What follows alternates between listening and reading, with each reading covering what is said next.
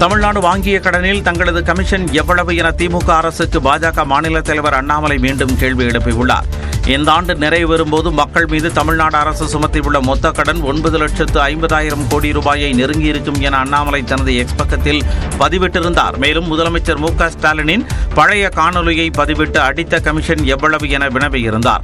இதற்கு பதிலளித்த நிதியமைச்சர் தங்கம் தென்னரசு 2014ஆம் ஆண்டு இந்தியாவின் கடன் 55,17,000 கோடி ரூபாயாக இருந்த நிலையில் தற்போது 181,74,000 கோடி ரூபாயாக அதிகரித்துள்ளது என்றும், அப்படியென்றால் நீங்களெல்லாம் கூடி அடித்த கமிஷன் எவ்வளவு என்று கேட்கலாமா என அண்ணாமலையை கேட்டிருந்தார். இந்த நிலையில் எக்ஸ் பக்கத்தில் மீண்டும் பதிலளித்துள்ள அண்ணாமலை, சீர்திருத்தம் என்ற பெயரில் தமிழ்நாட்டை கடன்கார மாநிலமாக மாற்றி வைத்திருக்கிறது திமுக அரசு என விமர்சித்துள்ளார். தேசிய நெடுஞ்சாலைகள், துறைமுகங்கள், ரயில் நிலையங்கள் என நாட்டின் உள்கட்டமைப்பை மேம்படுத்த மத்திய அரசிடம் கடன் பெற்றுள்ளதாக கூறியுள்ள அண்ணாமலை, நீங்கள் வாங்கிய கடன் எதற்காக என்றும் அதில் கமிஷன் எவ்வளவு என்றும் மீண்டும் கேள்வி எழுப்பியுள்ளார்.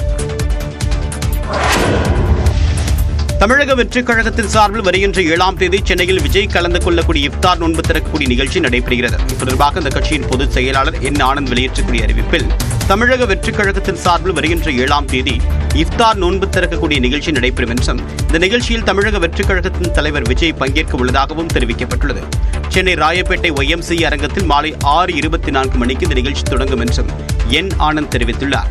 ஏற்கனவே பொதுவெளியில் பரந்தூர் விமான நிலைய போராட்டக்காரர்களை சந்தித்து பேசியிருந்தார். அதற்கு பிறகு 7ஆம் தேதி நடைபெறக்கூடிய இஃப்தார் நோன்பில் இஸ்லாமிய மக்களை விஜய் சந்திக்க உள்ளது குறிப்பிடத்தக்கது. மூச்சு திணறல் காரணமாக முதலமைச்சர் மு க ஸ்டாலினின் தாயார் தயாளம்மை, அப்போலோ மு க ஸ்டாலினின் தாயாருமான தயாளம்மாள் சென்னை கோபாலபுரம் இல்லத்தில் வசித்து வருகிறார்.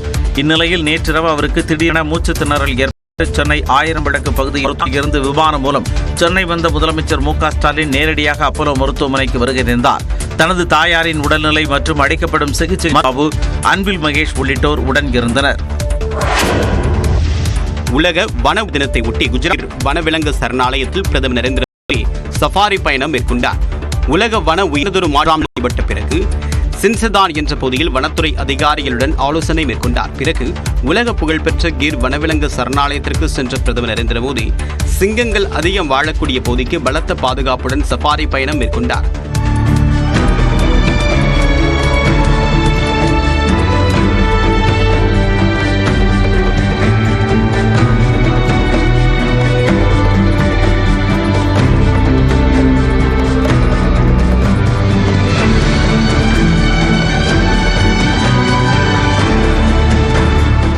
மயில்கள், மான்கள், சிங்கங்களை மிக அருகில் கண்டுகளித்த பிரதமர் அவற்றை புகைப்படங்களும் எடுத்து மகிழ்ந்தார். மேலும் சிங்கங்கள் குறித்தும் அதிகாரிகளிடம் பிரதமர் நரேந்திர மோடி கேட்டறிந்தார்.